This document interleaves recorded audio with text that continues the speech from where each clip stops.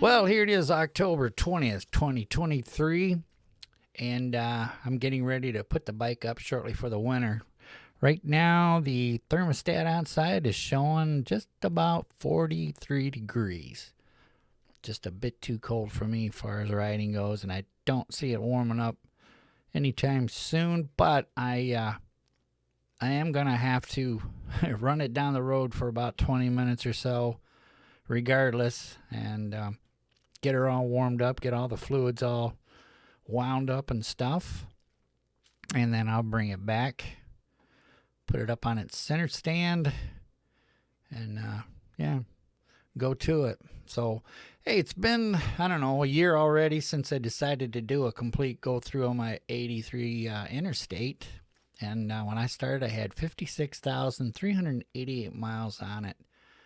When I started this rebuild last year, and now it has 59,120 miles on it as of right now. So what's that?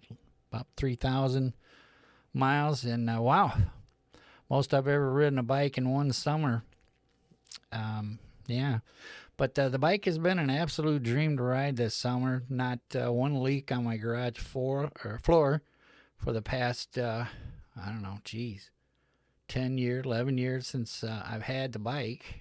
And just like I planned the previous year, I was going to really do some riding now that I have all the critical things replaced on it. So it was a real fun adventure going over that bike and getting everything just the way I wanted it. And first thing we did after it got warm enough to start riding was to take a couple of short trips, to kind of see how it would respond, kind of feel it out and get comfortable with it. The temps were on average as far as the engine temperature, gauge showing. It was a little cooler overall because when I did do the rebuild the previous winter, I had the radiator off and it was clean. Actually, the whole bike was actually clean. All the parts I got into, it was just wear and tear, seals and what have you there typically,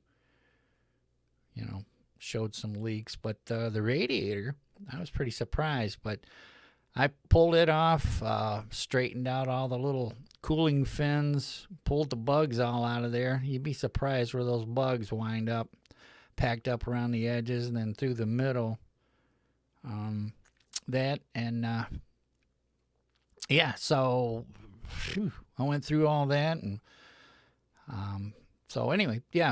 plus the brakes were absolutely crazy responsive to light touches this time. Geez, I only had to use one finger on the brakes at any one time to come to a smooth stop. That's unreal. Since I've owned the bike, those different brake lines, braided brake lines, really made a difference. And those original lines I had on there were actually replaced back in 2016 when I took it to a Honda dealership before I was really comfortable with messing with the bike, and they put new lines on there. But I don't know, it was nothing like these new lines that I put on myself. But it took a bit to get the suspension aired up to where it was comfortable. The idle was smooth at 1,100 RPMs after warm-up. Engine was very responsive all through the gear changes, no vibration at all while cruising. Brake pads were broken in with general applications of the brake levers. First time I've had the patience to do that. Actually take it easy on the brakes and then grab them every once in a while, kind of get them broken in to the rotors. That makes a big difference. You just don't jump on the bike and start diving on the brakes. So those things there, you gotta work those pads in to the rotors there so that it gets a nice, coating of the brake pad itself. Fill in all those little ridges and what have you there. But yeah, if you do it right, those brake pads will last quite a long time. So after a couple of weekends of short trips, we started planning out, 400 and 500 mile round trips all around our state of Michigan and Indiana. And any reason to go ride, we did. I actually brought up Google Maps, and on a Friday night, made our plans for a Saturday run to wherever. And I'd look at a spot about 100 miles away, check out some really small town, and then, look for a small pub or eatery to check out for lunch or dinner. And always fun to see what you're in for when you get there, because no amount of pictures will really tell you what you're going to see when you're actually there at the place. And we've seen quite a few different ones this past summer. A lot of good memories, and had quite a few surprises. Some places weren't open, and we'd check out another place down the road and eat there. You just never know, and it's half the fun. You always got to have a plan B. And I will say, I've had lots of compliments on my bike while we were parked at those different places like that. That's one thing I've noticed. People like reminiscing, going, boy, I wish I would have kept my bike, or I had one of those bikes, and those bikes are so cool, and trusty, what have you. So that was kind of nice to hear from different people. But I never had a problem thinking as, we're out and about, that the bike would break down as I did from previous years. Because, I went, I don't know, 6-7 years before I even did anything to that bike. I'd get done with it at the end of the year, put it away. I wouldn't even turn the gas off or nothing, but I always had a full tank. And then summertime roll around, I definitely changed the oil and the oil filter. There's a couple of times there I let it slide because I didn't put that many miles on it. But to me, I don't know, it's cheap insurance. Just replace it every year. The air filter, it's you just got to make that choice. As a mechanic, I can be riding along and just picture what the engine was doing along with the other systems also, which is kind of nice when you can visualize what's happening inside that motor right up under you there. And, that's a nice thing about being a mechanic. This whole summer, the bike has never failed to start right away at any time. And I never really had any problems before.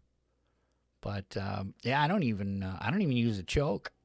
I just pump the throttle a little bit to get that accelerator pump to push out a little fuel and let her start. She runs a little rough at first, super low idle, but it doesn't take long for it to build right up there and come right up to about 1,100 RPM. So it did very good with the oil too. And the engine inside is so clean, you don't even need the squeegee behind the sight glass. Where you check the oil level to see where it's at. I mean, it's super clean in that engine. I use the Valvoline motorcycle brand oil, the 2050. Great stuff as long as the temperature stays up there. You get anything colder, it gets a little thick and gives that starter a fit. Just wants to spin, not engage. But hey, once you start it up for the season, that straightens right out. But the antifreeze level stayed right on the upper line of the overflow tank. I never had any problems with antifreeze, actually, except for it was just old from all those years of never changing it or anything. And it didn't look bad, but hey, I figured as long as I had it all torn apart, I was going to go right through that radiator, flush it out with some. I forgot what I used. It was a name brand, of course, kind of like a citrus. It's not really caustic or anything like that, but boy, did it sure clean out that radiator. I flushed it probably 4 or 5 times, and water would come out super clean, and that's where I left it. So, okay, 3,000 miles this summer, no fuss, no muss. That's for sure. The old girl did us good.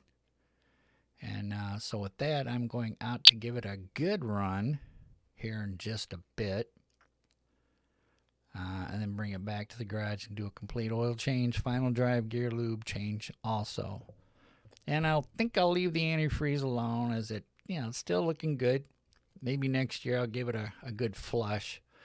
I'm thinking every 2 years for something like that.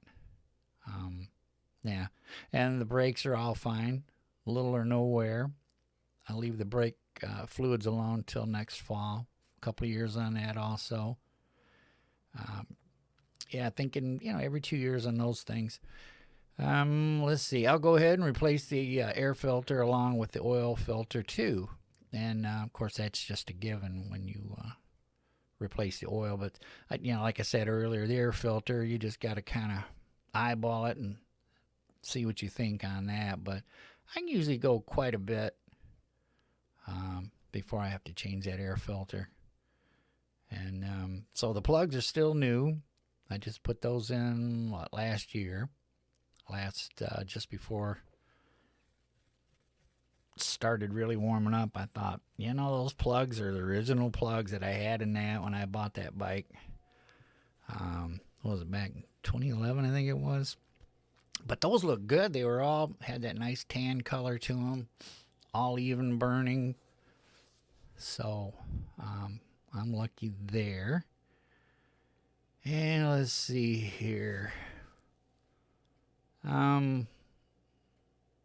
Yeah, battery's still plugging along. Original one since I had the bike. I don't know. The previous owner told me, but I can't remember what he said about that battery. But it looked new when I got it, and it stayed up nice since I've had it. But then I don't have all kinds of lights or accessories or anything like that. And I've had to get on the bike a couple of times. A couple of years back there where I'd have to really get on the starter to get it to fire up before I realized I was completely out of gas. I don't know where it went to, but over the winter, that gas disappeared somewhere. And before I realized it, here I am dogging that starter and cussing and swearing. And then I looked down the tank itself and there ain't nothing showing. So, stupid me. I learned my lesson on that. But, but that battery just spun it over exactly the way I wanted to. No hesitation now. So I'm going to leave it alone. Because most people go, well, gee whiz, just like tires. You don't want to let tires sit on your bike for too long, even though they still look good. Like anything else, they age and you get little cracks in them, or the valve stems get weak. I was over on my Old Goldwing site where some people had problems with that, where they were riding down the road and bam, all of a sudden they got a flat and the air valve gave out, on the rim there. And it's like, holy cow. I've never had the problem myself, but I keep an eye on those kind of things on my bike and make sure that kind of stuff's up to snuff. It's just those little things. You never know. That's just part of the deal. But like I said, all the stuff I went through on this bike to get it back up to speed the way I wanted it, the way I was comfortable with it. I'm comfortable as all get out. So, carburetor completely rebuilt, so I'm good for a long time with that. I put in a little bit of additive like seafoam or mystery oil, either one, about every tank or every other tank.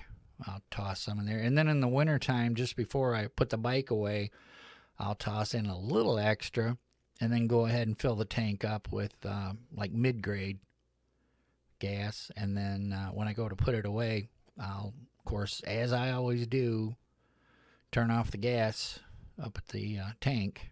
I mean, even if I get off the bike for a minute or two, I still turn that off each and every time, no matter what.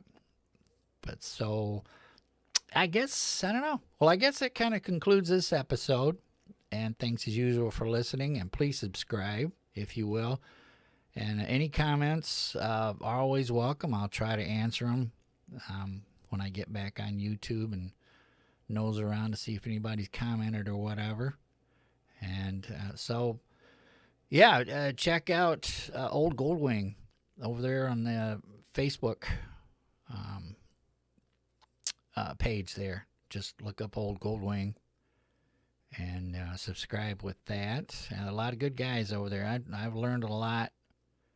And, of course, anything I've learned, I've got lots of pictures over there of all the repairs I've done throughout the whole course of rebuilding my bike. So there's all kinds of information over there that, you can get or what have you. It's a good starting place.